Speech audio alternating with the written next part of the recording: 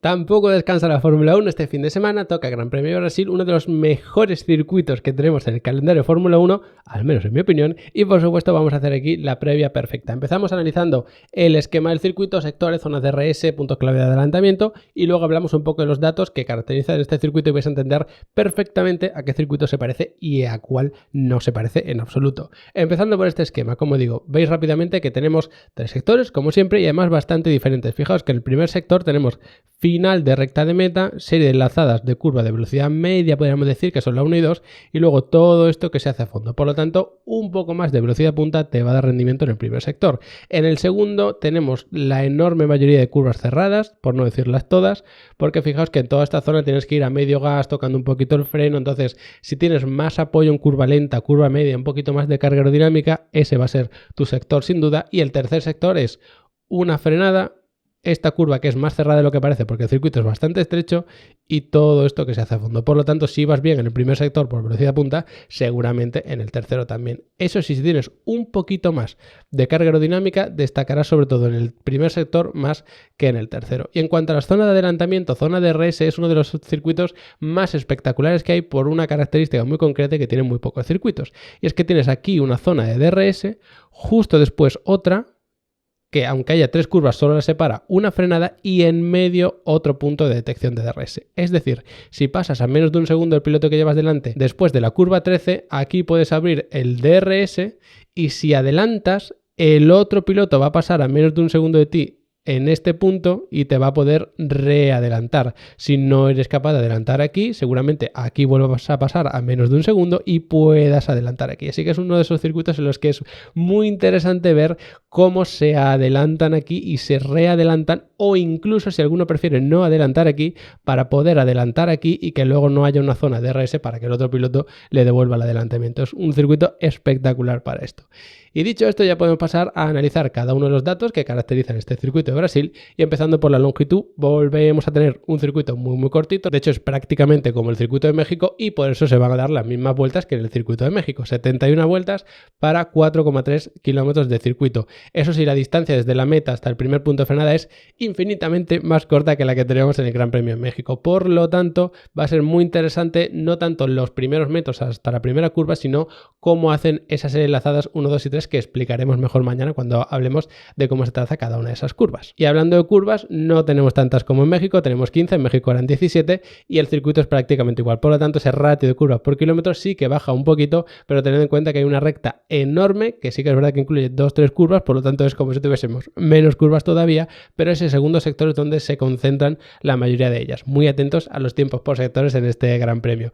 Aparte de eso, tenemos bastantes más curvas hacia la izquierda que hacia la derecha, y de hecho las dos curvas lentas que tenemos son hacia la derecha. Esto nos va a dar una pista de que las curvas de velocidad media, la mayoría son hacia la izquierda, es un circuito que se corre en sentido antihorario, y de alta velocidad también tenemos más hacia la izquierda. Por lo tanto, lo normal sería que el lado derecho del coche sufra un poquito más en este Autódromo José Carlos Pace. Y en cuanto a los frenos, hay 5 frenadas claras, luego hay un par que también podrían aparecer en función de las condiciones de la pista, de lo que estén conservando, todas estas cosas, pero está claro que no es un circuito que destaca especialmente por las frenadas, ni por las frenadas fuertes, que tan solo tenemos una, y es de la curva número 1, porque luego sí que tenemos otras zonas de bastante velocidad, pero terminan con curvas de velocidad media alta, entonces las frenadas no son tan fuertes en ese sentido. Como os podéis imaginar, el porcentaje de vuelta tocando el freno no va a ser de los más altos, ni mucho menos, y eso repercute directamente en la temperatura de los frenos. Si os fijáis en la temperatura media, estamos por debajo de la mitad, y lo mismo va a pasar con la temperatura máxima, es decir, no tenemos puntos en los que se dispare esa temperatura de los frenos, va a ser bastante fácil refrigerarlos, y tampoco tenemos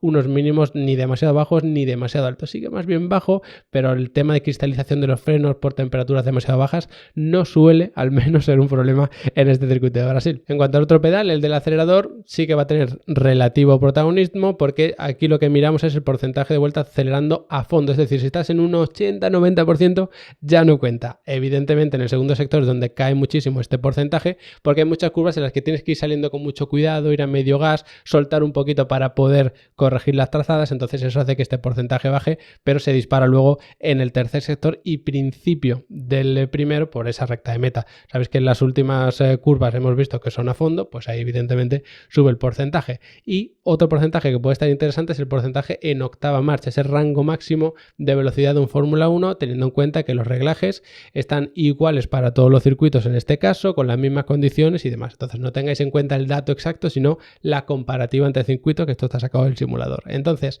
dicho eso, un circuito en el que sí que va a ser importante el tema del drag, pero no si es un circuito de bastante carga aerodinámica, como ya veremos pasado mañana cuando hablemos de los reglajes y la puesta a punto aquí. Y ya para terminar, hablemos del giro de volante. Es uno de los circuitos en los que no se va mucho porcentaje a la vuelta con el volante recto, porque aunque hay muchos metros a fondo, incluso en octava, hay un poco de giro de volante por esas curvas. Bueno, la 15 que es la última, la 14, la 13, todas esas son a fondo y hay que ir girando un poquito. Entonces eso sí, vas a fondo, pero no es recta pura, es un poquito de giro y por eso baja algo el porcentaje. Y luego el giro medio son unos 29 grados, que como veis eso está bastante en la media, teniendo en cuenta que no estamos contando si es un giro negativo hacia un lado o positivo hacia otro, es el giro absoluto. Está girando 30 grados a la izquierda, se cuenta igual que 30 grados a la derecha. De todas formas, sabéis que en Level Up Academy tenéis un curso específico de analizar circuitos para adaptar el pilotaje, adaptar los reglajes y adaptar la estrategia de carrera, tanto para que entendáis mejor las carreras de Fórmula 1 como para los que le deis a los simuladores, aunque ya sabéis que tenéis contenido de sobra, de técnicas de pilotaje, de reglajes, de telemetría,